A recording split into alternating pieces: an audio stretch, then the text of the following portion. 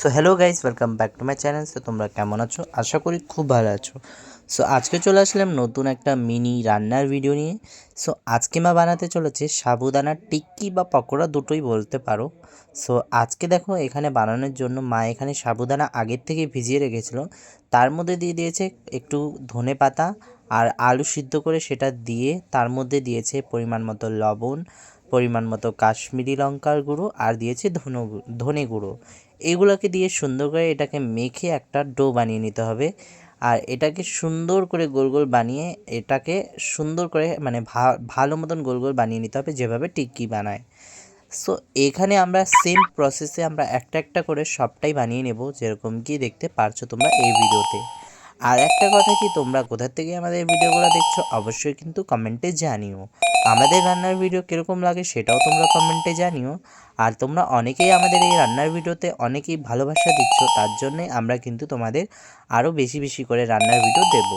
So যাই হোক, আশা করি তোমাদের এই ভিডিওগুলো ভালো লাগবে। আর আমি মোটামুটি ভালোই এখন এডিটিংগুলো শিখে গেছি। তোমরা চাইলে একটু অ্যাডভাইস দিতে পারো এডিটিংয়ের বিষয়ে, যেহেতু আমি ভালো করে এডিটিং পারি না। আর এখানে দেখো সম্পূর্ণটা মানে যেই সার্কেলগুলো বানানো হয়েছিল সেটা সবটাই বানানো হয়ে গেছে। এখন তেলটা সুন্দর করে গরম করে নিতে হবে, তারপরে তেলের মধ্যে এটাকে একটা একটা করে ছেড়ে দিতে হবে। আর এখানে কিন্তু দেখো তেলটা আমি ভালো করে গরম করে নিয়েছি। তার মধ্যে এখানে দেখো একটা প্লেটের টিস্যু পেপার দিয়ে আগের থেকেই রেডি করে রেখে দিয়েছে মা। আর যেহেতু মা বানাচ্ছে আর ভয়েসটা আমি দিচ্ছি, সো এটা সবসময় আমিই দিই ভয়েস। আর এইখানে দেখো মা একটা ছেড়ে দিয়েছে তেলে, আর তেলটা ভালো করে গরম করে নিতে হবে। মানে প্রচুর পরিমাণে তেলটাকে গরম করে তারপরে একটা একটা করে এটাকে ছাড়তে হবে। তেলটা ভালো গরম হলেই এটা সুন্দর মানে ক্রিস্পি হবে খেতে আর কি। সো এইখানে দেখো কত সুন্দর করে আমি না, আমার মা কত সুন্দর করে এক একটা করে মানে ছেড়ে দিয়েছে, আর কত সুন্দর এখানে দেখো তেলটা গরম হয়েছে। সো তেলটা যতটা গরম হবে ততটাই কিন্তু ক্রিস্পি হবে, আর এটা ভাজতে কিন্তু প্রচুর টাইম লাগে। সো তোমরা সঙ্গে সঙ্গে তুলে দিও না, একটুখানি টাইম নিয়ে তা মানে একটু সুন্দর করে ভাজতে হবে, যতক্ষণ না কালারটা রেড হয়ে আসছে না কেন বা লিটল ব্রাউন হয়ে আসছে না, ততক্ষণ তোমাদেরকে সুন্দর করে ভেজে নিতে হবে। আর এখানে দেখো মা সুন্দর করে উল্টে পাল্টে এটাকে ভেজে নিচ্ছে, আর দেখো কত সুন্দর এখন থেকেই দেখতে ভালো লাগছে। সো আর পুরো হয়ে গেলে তো আরও সুন্দর লাগবে। সো এখানে দেখো সুন্দর করে মা ভেজে নিচ্ছে। আর আমাদের ভিডিওগুলো তোমাদের কীরকম লাগে অবশ্যই কিন্তু কমেন্টে জানিও। এখানে দেখো অলমোস্ট কিন্তু ভাজা কমপ্লিট হয়ে গেছে।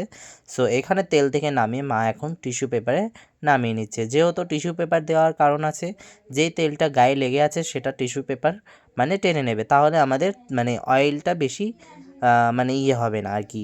অনেকেই বলে না যে তেল বেশি খেতে নেই, তো তার জন্যই আমরা এটা করেছি। সো যাই হোক, তারপরে দেখো এখানে সুন্দর করে এক একটা করে আরও যে বাকিগুলো ছিল সেটাও এখন মা ছেড়ে দেবে।